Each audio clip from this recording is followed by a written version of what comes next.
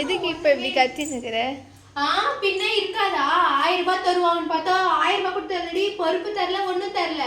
வெறும் அரிசியும் சக்கரை கரும்பு மட்டும் கொடுத்து அனுப்புறாங்க, வேஷ்டி மட்டும் தராங்க, புடவை கூட தரல. 1000 ரூபாய் இருந்தா மைக் வாங்கி தரோன்னு அம்மா கிட்ட சொல்லி வச்சிருந்தேன். இப்ப அவன் 1000 ரூபாய் தரவே இல்லை. கேட்டா 1000 ரூபாய் ஒரு அசிங்கமா போட்டுருமா ரேஷன் கார்டுல நின்று 1000 ரூபாய் தரலையான்னு கேட்டா அவங்க சிரிச்சுன்னு 1000 ரூபாய் இல்லம்மா அது எப்போ அனௌன்ஸ் பண்ணிட்டாங்க தெரியாதான்னு கேட்கறாங்க. கஷ்டமா இருக்காதா? 1000 ரூபாய் எவ்வளவு பிளான் போட்டு வச்சுன்னு, அந்த 1000 ரூபாய் வச்சுன்னு எவ்வளவு பேர் எவ்வளவு பிளான் போட்டீங்க, அரிசி வாங்கலாம் இல்ல வேற என்ன ஒரு திங்ஸ் வாங்கலாம் இல்ல ட்ரெஸ் வாங்கலாம் அப்படின்ட்டு யாரெல்லாம் நினைச்சிருந்தீங்க. அது தரலன்னு எவ்வளவு கஷ்டமா இருந்துச்சுன்னு மறக்காம கமெண்ட்ல சொல்லுங்க.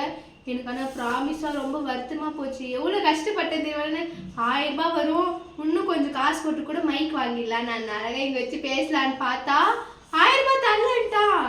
அவங்க கேட்டு சிரிச்சுதான் ஒரு அசிங்கமா போச்சு. நீங்க ரேஷன் கடையில் போய் காசு தருவாங்கன்னு ஆசையா போனீங்களா, என்ன ஆச்சுன்ட்டு கமெண்ட்ல சொல்லுங்க உங்களுக்கு தெரிஞ்சா. பாய் பாய்.